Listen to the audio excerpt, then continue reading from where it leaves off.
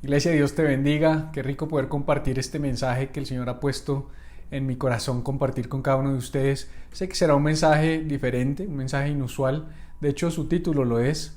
Se llama Me quiero morir. ¿Escuchaste bien? Me quiero morir. Y el texto central para este día es Mateo capítulo 26, versículos 36 al 46. Te leo y dice lo siguiente.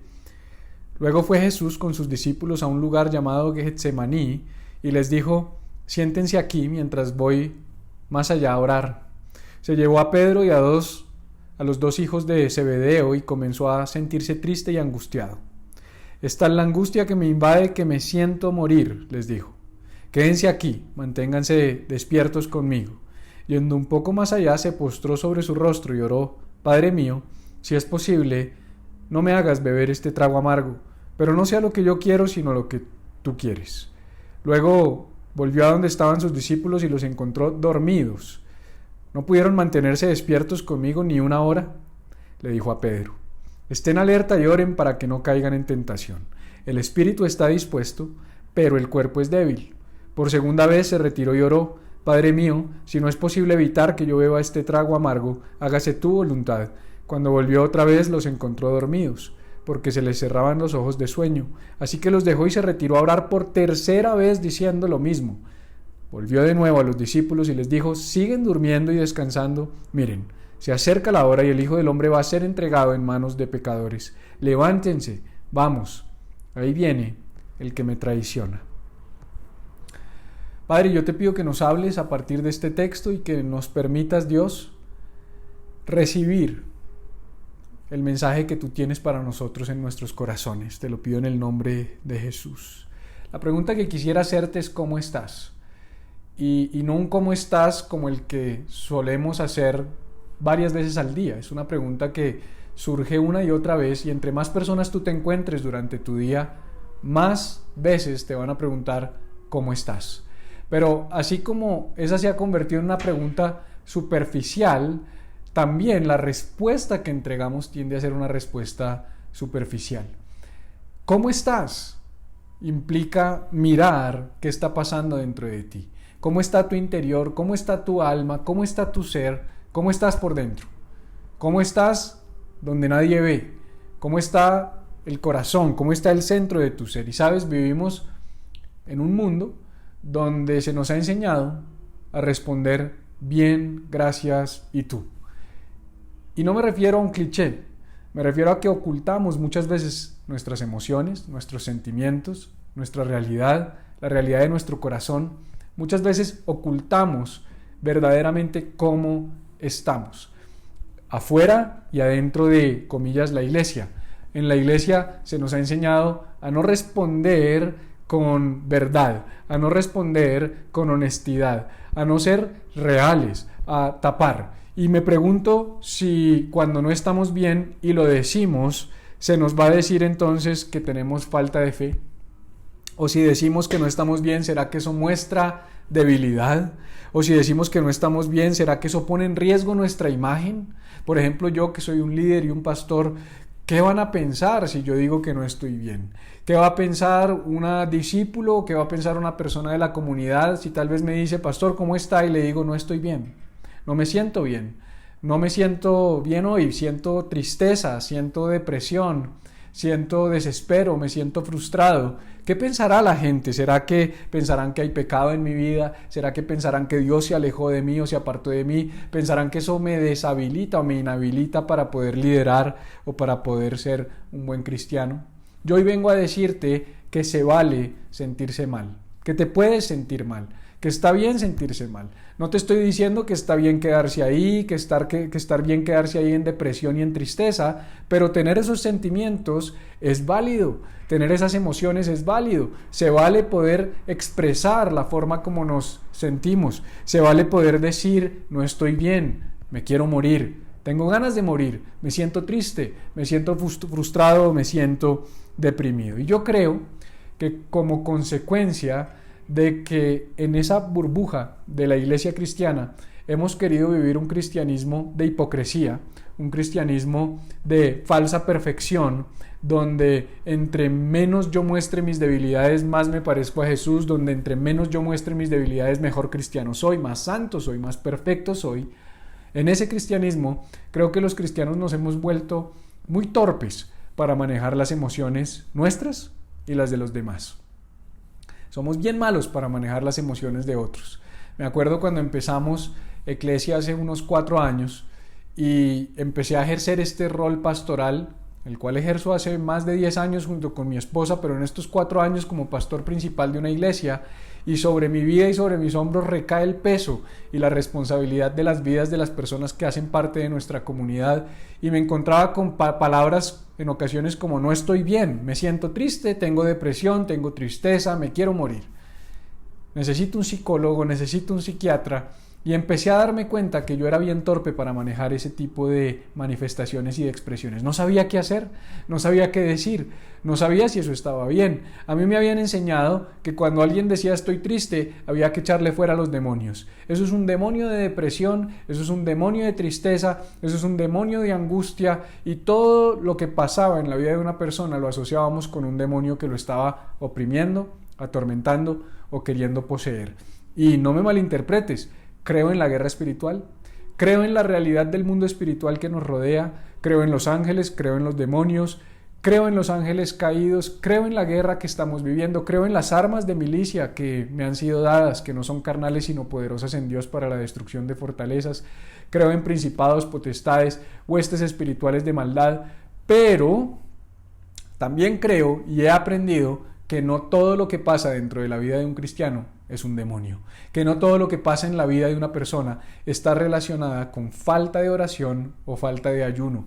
Creo que algunos géneros no salen sino con oración y ayuno, como dijo Jesús, pero hay muchos otros que salen con sentido común, hay muchos otros que salen con lidiar con nuestras emociones y con nuestra realidad, con no omitirlas, con no reducirlas o eliminarlas, sino enfrentándolas, nombrándolas y tratando con ellas. Y creo que se vale decir: oye, ¿sabes qué? No estoy bien. Pero ¿qué vamos a hacer como cristianos? Porque la respuesta no puede ser la respuesta típica del cristiano, y es: voy a orar por ti.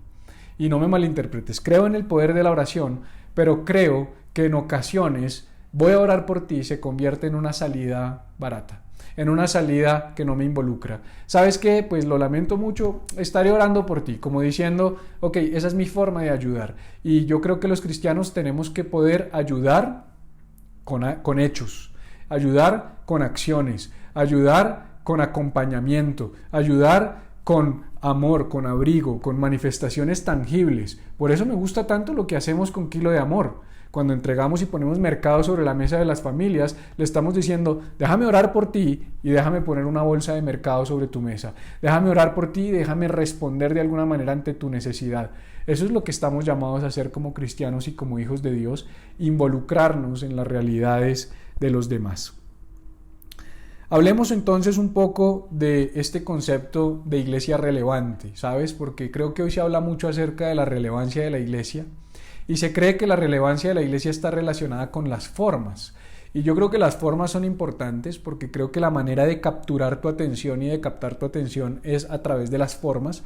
Creo que lo que captura tu atención es la forma, pero creo que lo que conserva o hace que tú permanezcas conectado con Dios y con Eclesia no es la forma, sino es el fondo, es lo que realmente somos. Y yo creo que la relevancia de la iglesia está en el fondo de lo que hacemos y de lo que somos, está en el fondo de lo que predicamos. Y una palabra clave para hablar de relevancia para mí es congruencia o coherencia. Una iglesia relevante es una iglesia que es coherente, que es congruente, que es transparente, que lo que predica y lo que hace hay congruencia. Pero ¿sabes qué me parece que es fundamental dentro del ejercicio de hacer iglesia relevante? Me parece que es fundamental pensar en honestidad, en transparencia, en integridad. Me parece que una iglesia genuina y real, y hay una palabrita que ha empezado a ser parte de mi realidad últimamente, y me invitaron a predicar en un congreso de liderazgo hace unas semanas, y estuve hablando acerca de el líder vulnerable.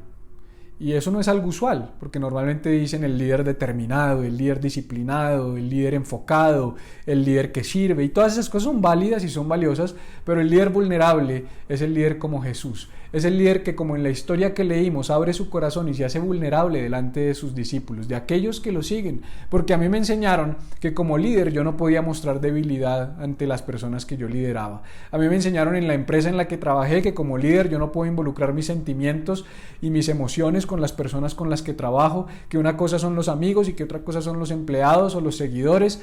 Me enseñaron en la iglesia que como pastor yo no puedo ser amigo de mis discípulos y que yo no puedo tener una relación con mis discípulos y que yo no puedo mostrarme vulnerable y que yo no puedo mostrarles mi corazón, y eso no tiene nada que ver con el liderazgo que Jesús nos modeló. Jesús nos modeló un liderazgo real, genuino, honesto, transparente y por sobre todas las cosas vulnerable. Jesús abría su corazón, ¿sabes? Vulnerable porque cuando tú expones lo que tú eres, tú te pones en riesgo.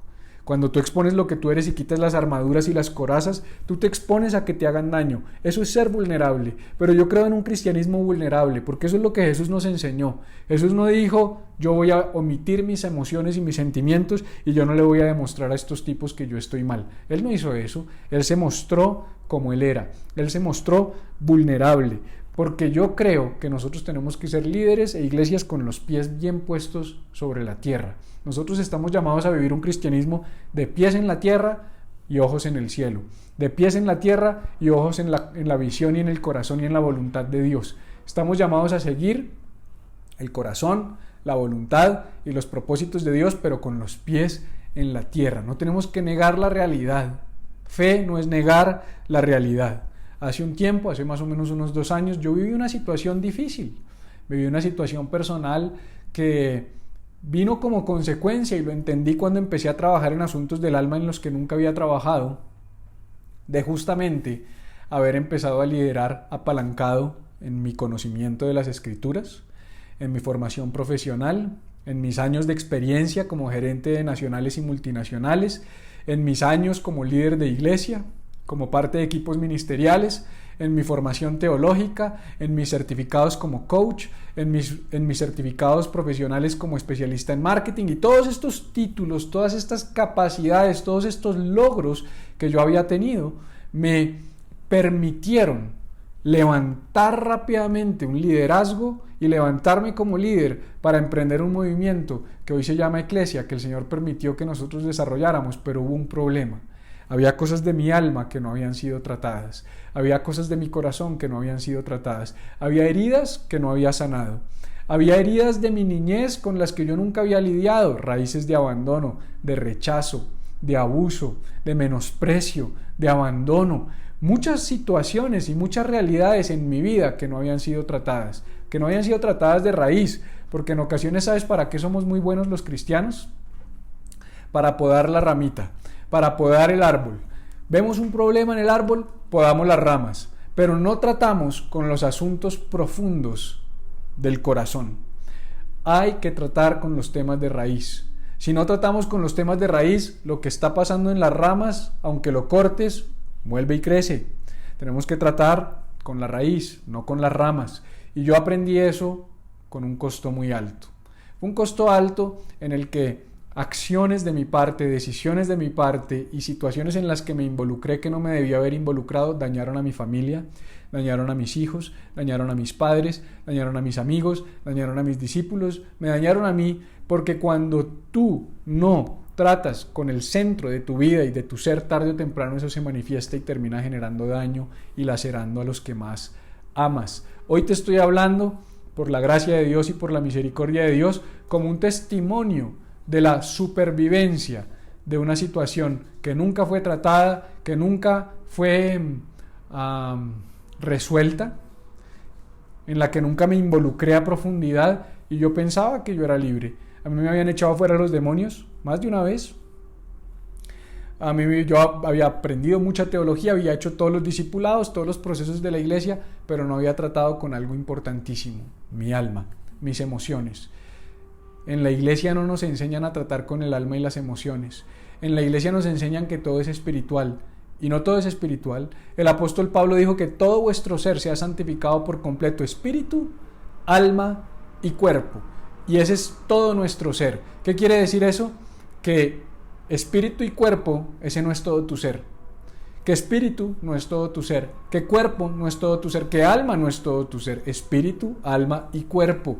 Por eso nosotros enseñamos en Eclesia una espiritualidad integral, donde involucramos el alma, donde involucramos el cuerpo, donde nos preocupamos por tu estilo de vida. ¿Qué comes? ¿Haces ejercicio? ¿No haces ejercicio? ¿Duermes? ¿No duermes? ¿Qué consumes? ¿Qué ves? ¿Qué piensas? ¿Qué lees?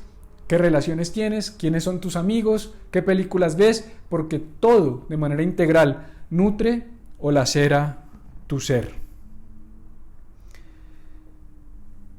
Y aprendí algo, que tu vida y mi vida nunca estará bien si no identificas y reconoces la condición de tu alma. Tu vida nunca estará bien si no identificas y reconoces la condición de tu alma. Nunca vas a estar bien si tu alma no está bien. Necesitamos aprender a trabajar con nuestro ser interior. Necesitamos aprender a dominarlo. Necesitamos aprender a sanar, a restaurar y a ordenar lo que está en desorden dentro de nuestro corazón. Ahora quiero que volvamos a la historia que leímos desde el principio. Jesús claramente le muestra su corazón a sus discípulos. Expone su corazón, expone su realidad. Ahora yo me pregunto qué habrán pensado los discípulos. ¿O será que Jesús tuvo argumentos en su mente antes de exponerse que de pronto lo hicieron pensar, no, es mejor que yo no me exponga, es mejor que yo no revele lo que está pasando? ¿Yo qué voy a hacer? Estos tipos dejaron todo por seguirme a mí. Tú sabes que cuando Jesús llamó a los discípulos les dijo, síganme, y ellos dejaron todo, dejaron sus barcos, dejaron sus redes, dejaron a sus padres, dejaron su familia, dejaron sus sueños, dejaron su profesión y empezaron a seguir a Jesús. Ahora imagínate tú, un personaje que te dice sígueme, tú lo empiezas a seguir y 3 años después te dice, me quiero morir. ¿Cómo tú te sentirías? Yo como líder digo, yo no soy capaz de contarle esto a las personas. Yo no soy capaz de hablar. Es más, cuando viví esa situación de la que te estaba contando ahorita, me acuerdo que cuando hablé con mi pastor, muy tarde, hablé cuando ya era muy tarde, pero hablé, y siempre también te quiero hacer esa invitación. Aunque sea tarde, habla. Aunque sea tarde, expon. Aunque sea tarde, muestra la realidad. En realidad nunca es tarde, aunque para mí ya había avanzado mucho la situación en la que yo estaba involucrado. Pero él me dijo, Pipe, ¿por qué no hablaste antes? ¿Por qué no me lo dijiste antes? Si yo soy un lugar seguro para ti, y eso también quiero decirte, Eclesia es un lugar seguro para ti, esta iglesia es un lugar seguro para ti. Aquí tú puedes venir y exponer tu realidad, puedes contarnos lo que está pasando, puedes decirnos cuáles son tus emociones y tus sentimientos. Si estás triste, nos puedes decir que estás triste. Si estás deprimido, nos puedes decir que estás deprimido. Si no quieres orar, nos puedes decir que no quieres orar. Si quieres renunciar a los procesos, nos puedes decir que quieres renunciar a los procesos. Lo que pasa es que te vamos a ayudar a salir de ahí, te vamos a desafiar, te vamos a retar. Esta mañana me fui a montar bicicleta con mi hijo, subimos a montar una montaña que él nunca había subido y a mitad del camino él se quería devolver. Y yo empecé a presionarlo, no te puedes devolver, no te vas a devolver, no te lo voy a permitir, toma aire, no, rendirse no es una opción. Lloró, cacareó, mejor dicho, hizo show, pero subió. Porque si no nos presionan, no seremos mejores. Y quiero decirte que cuando tú me cuentes tu realidad, yo te voy a amar, yo te voy a abrazar, yo te voy a animar, pero te voy a retar, te voy a desafiar, te voy a invitar a ser mejor, porque sé que dentro de ti hay un potencial que solamente necesita alguien que ayude a liberarlo. Así que Jesús va donde sus discípulos y habla con ellos y les expone su realidad. Cuando yo expuse mi realidad tarde, me puse a pensar ¿por qué no lo hice antes? Por argumentos.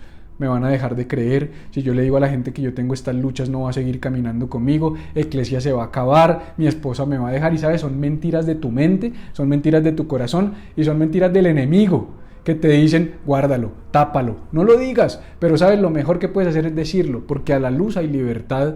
Dios es el Padre de la luz. La Biblia dice que el que encubre su pecado no prosperará, pero el que lo confiesa y se aparta haya misericordia. Pero te digo algo, nunca te vas a poder apartar de un pecado que no has confesado. Esa es la mayor mentira del enemigo.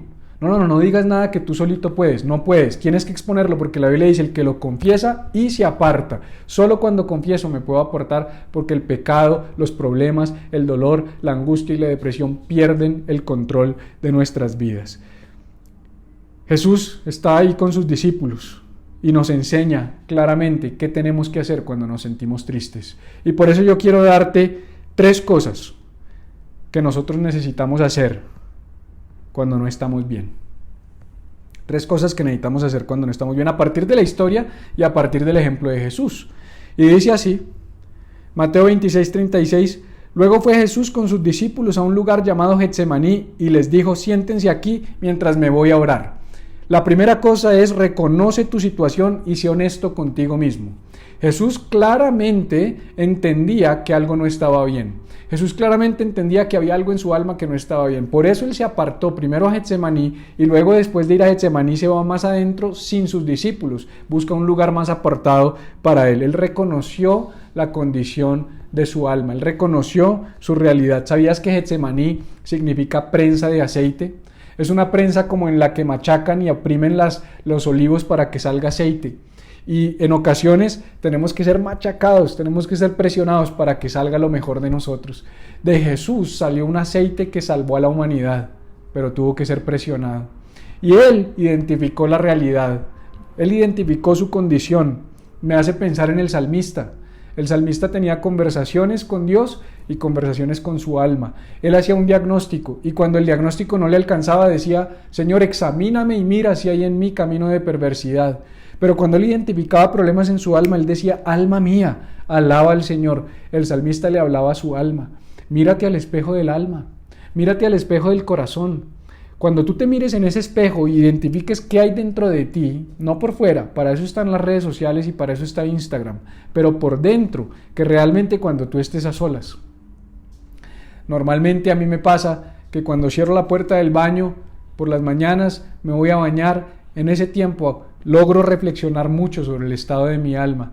No sé, es como mi tiempo a solas. En mi habitación estoy con mi esposa, en la sala estoy con mis hijos, siempre estoy involucrado con alguien más, pensando en algo más, está el celular conmigo, pero ese es el único momento donde ni siquiera, gracias a Dios todavía mi celular no es a prueba de agua porque creo que me lo llevaría para la ducha y no podría tener ese tiempo conmigo mismo. Pero en ocasiones necesitamos desconectarnos de todo y hacer como Jesús, me voy a ir un momentico a solas. Yo te invito a que todos los días tengas un tiempito a solas. Ten ese tiempo de decir cómo estoy. ¿Cómo está mi alma? ¿Cómo está mi corazón? ¿Cómo me siento? ¿Qué está pasando dentro de mí? ¿Me siento bien? ¿Me siento mal?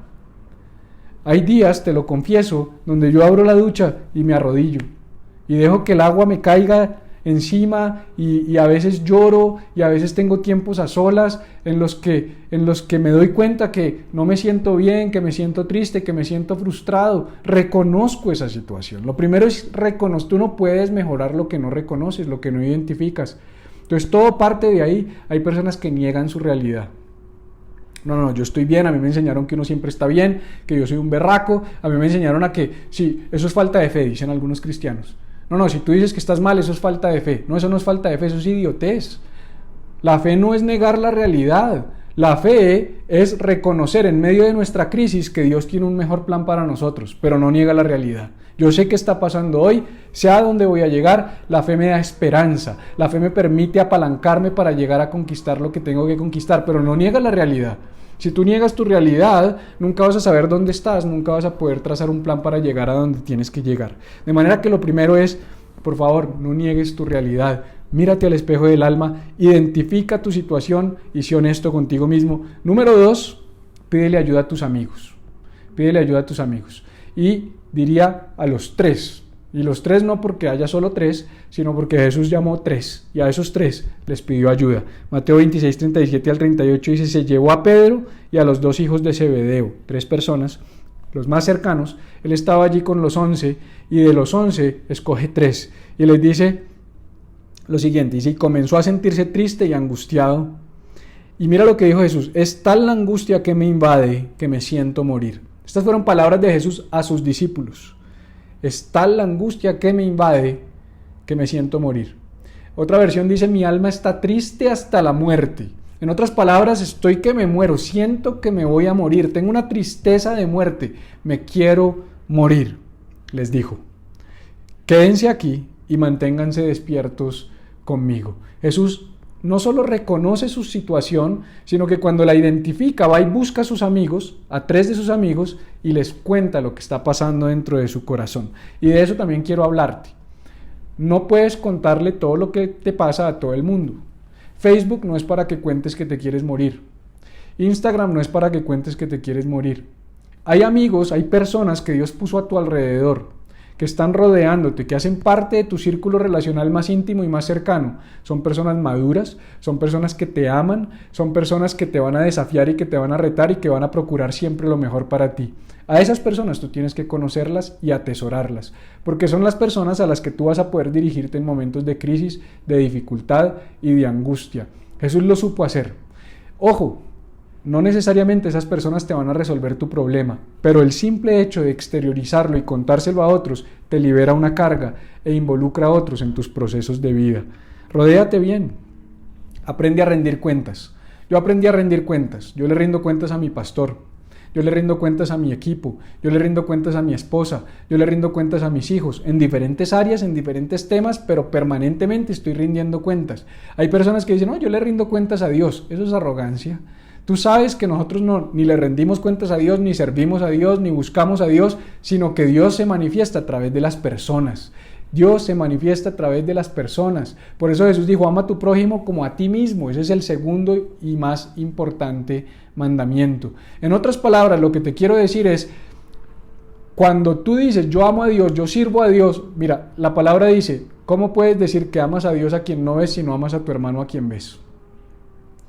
¿Cómo puedes decir que le rindes cuentas a Dios a quien no ves si no le rindes cuentas a tu pastor a quien ves? ¿Cómo puedes decir que le rindes cuentas a Dios a quien no ves si no le rindes cuentas a tu mamá a quien ves o a tu papá a quien ves o a tu amigo a quien ves? Tenemos que tener relaciones de rendición de cuentas. Y ojo, rendir cuentas no, yo le puedo rendir cuentas a un pastor amigo y eso no quiere decir que él sea mi pastor ni que esté por encima de mí. Esto no se trata de jerarquías, esto se trata de tener relaciones de rendición de cuentas, donde yo digo cómo estás, cómo estoy, cómo te encuentras, qué está pasando dentro de ti. Pero me llama mucho la atención porque en Mateo 26:40 dice, luego volvió a donde estaban sus discípulos y los encontró dormidos. No pudieron mantenerse despiertos conmigo ni una hora, le dijo a Pedro. ¿Y sabes qué quiero decirte con esto? Tú y yo no podemos ser de aquellos que se duermen ante la realidad y las necesidades de los demás. Cuando alguien te coja como uno de sus 3 y te cuente su realidad, por favor, no te duermas. Yo tengo claro que yo no le puedo resolver la vida a todo el mundo, pero no me puedo dormir en sus problemas, no me puedo dormir en sus realidades, no me puedo dormir en sus necesidades. Si yo te cuento que estoy mal, involúcrate en mi vida, dime qué puedo hacer por ti, no me digas voy a orar por ti, dime qué puedo hacer por ti, qué necesitas. Necesitas comida, necesitas dormir, necesitas un consejo, necesitas un abrazo, necesitas un beso, necesitas hacer ejercicio, ¿qué necesitas? ¿Por qué te sientes tan triste? ¿Qué está pasando dentro de ti? ¿Cómo te ayudo? ¿Qué hacemos para poder salir juntos de esto? Esos 3 se durmieron. Y yo no sé si, pues de pronto yo me hubiera dormido también si hubiera sido discípulo de Jesús. Pero hoy digo, tú y yo no nos podemos dormir. En Eclesia no somos personas que nos dormimos ante las necesidades de los demás. Somos personas que reaccionamos, que velamos juntos. Si tú estás mal, vamos a velar juntos. Si estás bien, vamos a celebrar juntos. Vamos a gozar juntos. Vamos a compartir juntos. De manera que no podemos ser aquellos que se duermen en las necesidades de los demás. Y número 3, díselo a Dios. Díselo a Dios. Mateo 26:39. Yendo un poco más allá, se postró sobre su rostro y oró, Padre mío, si es posible, no me hagas beber este trago amargo, pero no sea lo que yo quiero, sino lo que tú quieres. Y me llama la atención que Jesús decidió, después de reconocer su realidad, de contárselo a sus amigos más cercanos, contárselo a su Padre. Y no es porque Dios sea el último recurso, no tiene nada que ver con eso. Yo creo que la enseñanza que nos deja Jesús aquí es, Jesús en últimas lo que nos dice es, Dios es el máximo recurso. No es el descarte, es que es donde vamos a terminar. Es donde realmente vamos a encontrar consuelo. Es donde realmente vamos a encontrar reposo. Es donde realmente vamos a encontrar respuestas. Dios va a responder.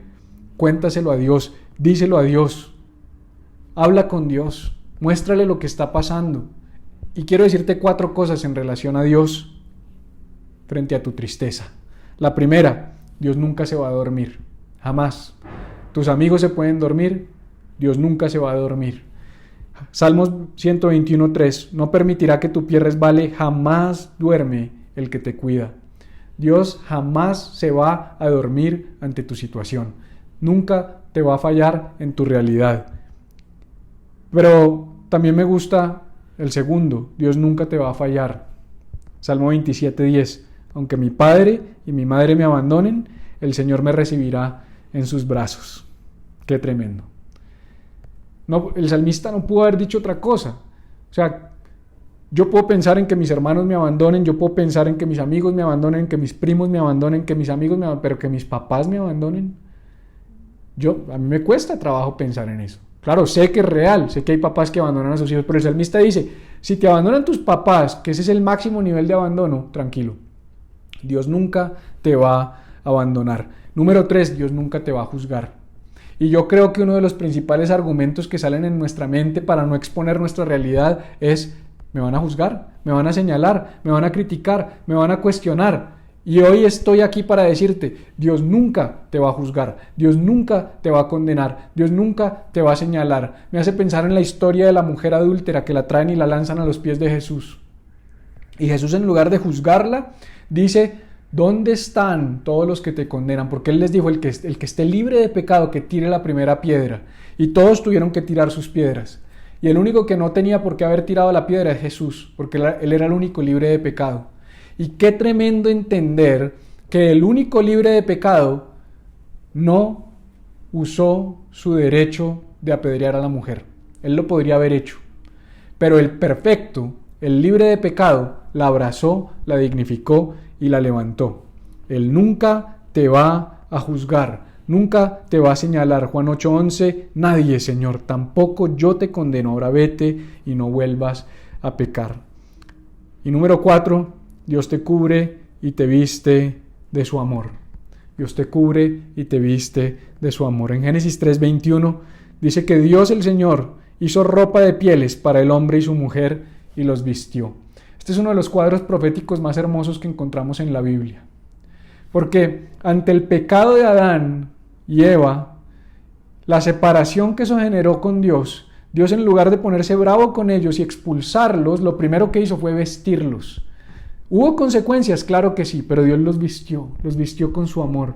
Y quiero decirte que Dios te quiere vestir con su amor. Y quiero decirte que en Eclesia somos una casa espiritual donde nosotros no nos vamos a dormir, no te vamos a fallar, no te vamos a juzgar y te vamos a vestir. Porque tratamos al máximo de ser las manos y los pies de Jesús. Por supuesto que somos imperfectos, que tenemos errores, porque este es el lugar perfecto para gente imperfecta. Y quiero que eso te quede bien claro. Así como tú puedes exponer tus errores, yo puedo exponer mis errores. Así como tú puedes ser imperfecto, yo puedo ser imperfecto, y cualquiera de los líderes de nuestra comunidad puede tener errores, porque somos una cantidad de personas imperfectas, caminando de la mano del único perfecto, el único que verdaderamente nunca se duerme, nunca nos falla, nunca nos juzga, y jamás, jamás nos va a dejar desnudos y avergonzados. Siempre nos va a arropar, siempre nos va a abrigar, porque el amor de Dios cubre y abraza, jamás, jamás señala y expulsa. Dios es un Dios de amor y ese es el Dios que tenemos como Padre. Si te has sentido con ganas de morir y te has sentido deprimido, le pido a Dios que este mensaje te ayude para tener herramientas prácticas para salir adelante. Busca a Dios, acércate al Padre, clámale a Él. Expón tu realidad, busca un amigo, habla y juntos podremos salir de esto, y te aseguro que lo mejor está por venir. Te quiero mucho, Dios te bendiga y nos vemos pronto.